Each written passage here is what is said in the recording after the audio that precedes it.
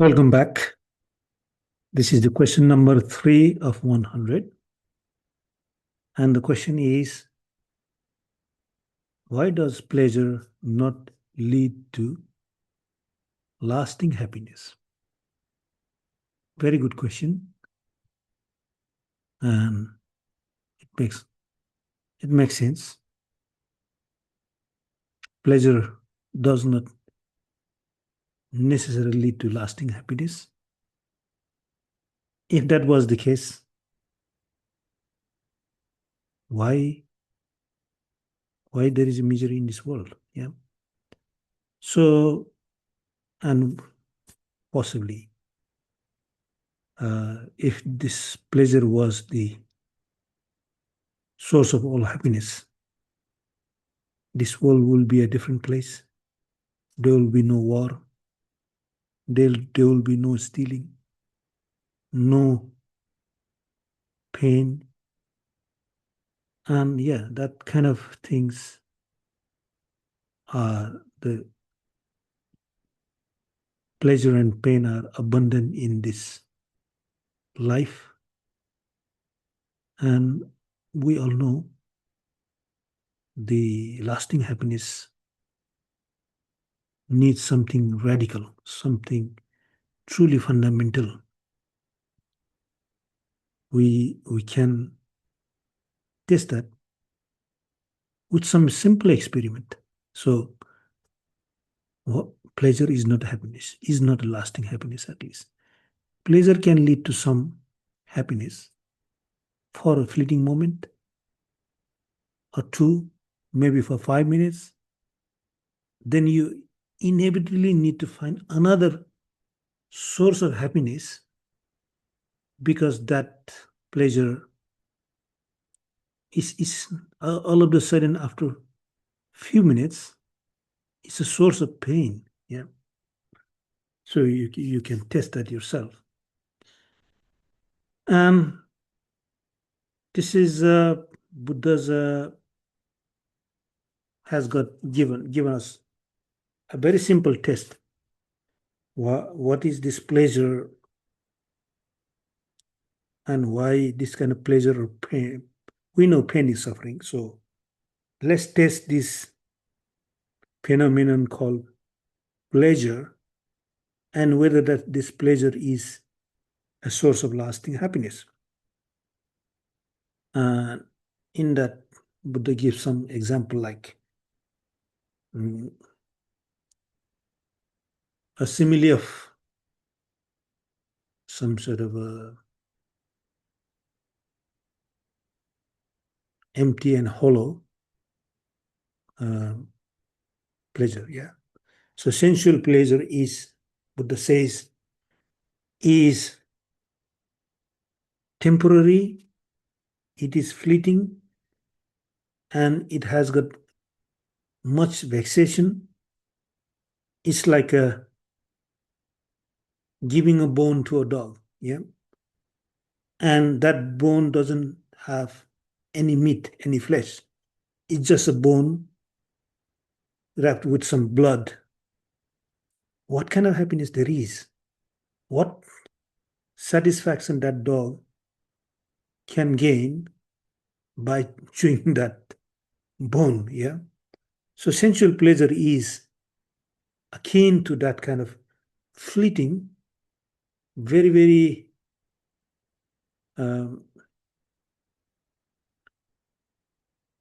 it's like a mirage. Yeah. It will immediately spike your some sort of a expectation. It will give that mind some sort of very high expectation, and it turns out to be a hollow and empty, insubstantial, and it's a source of suffering, even within a matter of second. So, and one way to test that is take, for example, a beautiful sight. Yeah. So maybe if you are one of those people who likes to who is keen to see a sight, beautiful sight. Let's assume that somebody is given a sight. This is the most beautiful picture. Here you go. Is this, can you can spend as much time as you like seeing this picture. You can have it forever. You can see it forever. And here you go. You can have it. It will be yours forever. And that person may be happy for a second or two, looks at that picture, and within a matter of few minutes, that pictures that picture turns out to be, this is nothing, that person has exhausted all that gratification, all that sort of charm, all that sort of a longing and that sort of imagination and gratification about that picture has faded away. Yeah. Take, for example, Mona Lisa, a picture of Mona Lisa, which is the most, you know, is sought after and the most valuable picture in the world. So suppose you are given that sight to see and get your eyes glued to that picture for 1 hour, and you are not given any other sights, any other senses. Now imagine that situation. All of a sudden, that the most valuable picture in the world will turn to be a source of suffering for you, because you find that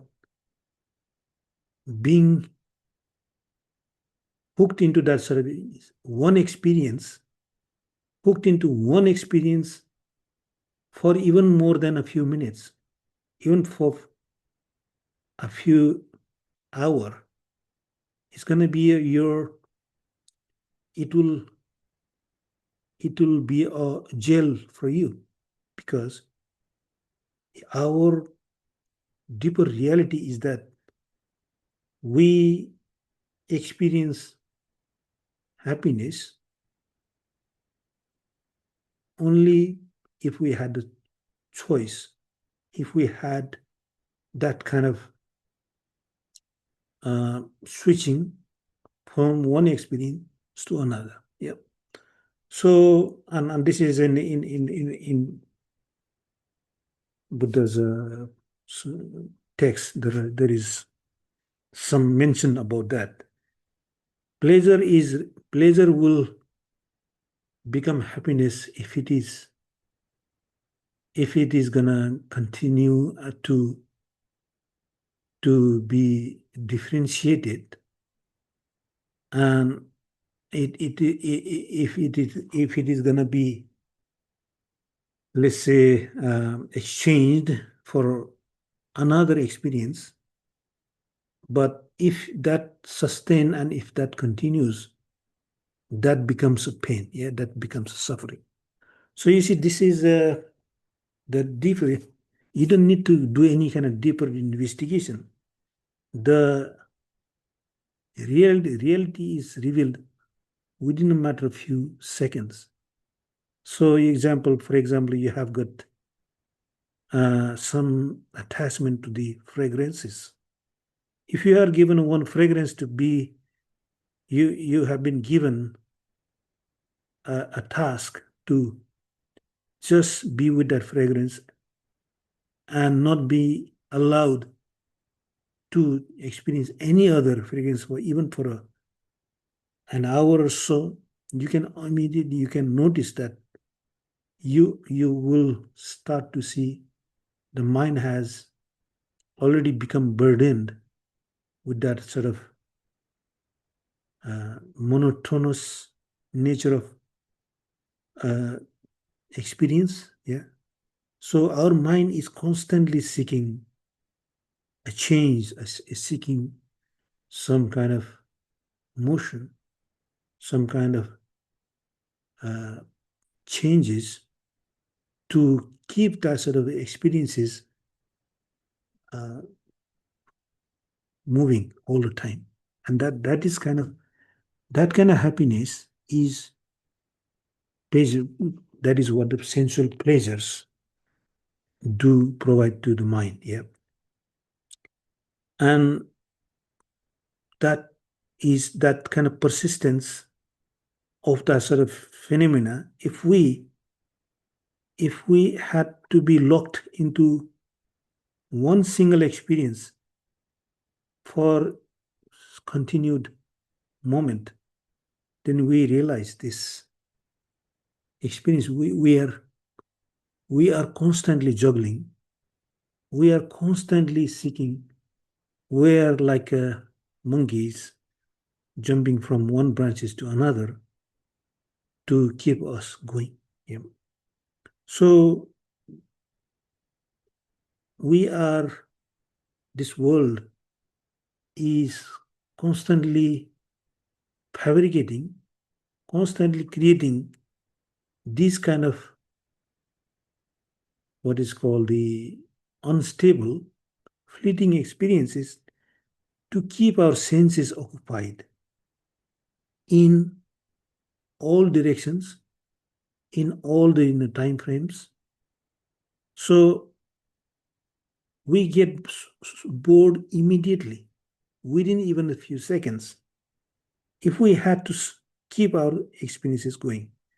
So, and that is why this pleasure is such a hollow and empty, and it's a we could call it, it's like keeping a hot potato. We need to, we cannot keep it for long. We just need to, whatever comes, we need to let go and find another thing. So our reality is stitched like those pieces of fleeting experiences that we have to kind of constantly, push them aside, bring another one, push them aside, and so on. So there is a very, very uh, deep. There is a deep paradox in our everyday reality. Is our reality of sense pleasures, sensory experiences. They can only give that sort of a false notion of happiness through that sort of a very varied and that sort of temporary and extremely fleeting nature of uh, uh, those supply and demand and consumption of those experiences. And that kind of being devoured by and being consumed in these experiences, we are living such a fragile and always in need of that sort of microdoses of pleasures to keep our life going. So that this kind of things do may seem quite a normal part of our experiences, but if we have a kind of a reflection, and if we can take a step back and see those things for ourselves, then we realize we are probably living in this sort of a fire. We are living in that sort of a of life where if we were not able to meet the supply of those demand of sensual pleasure, then we are screwed. We are stuck. We are in a misery because of this. At any time, we may lose that sort of supply of pleasures, and that kind of being at the mercy of supply and demand can make this life quite dependent. Yeah. So we need to reflect it and see these realities for ourselves and to see whether our lasting happiness is found in those sort of fleeting experiences, or there is a happiness that is not dependent on those sensually pleasures. Yep. So this will lead us to another part of happiness that is not dependent on the sensual pleasures, and then the path will go even further, not needing even any experiences. So that is the path of the Buddha. That is the path of the freedom, which I will explore in the future videos. For now, hopefully this makes the point clear that these pleasures do not necessarily lead to lasting happiness. Hopefully that is, you agree with me, and hopefully this question has been answered successfully. Thank you.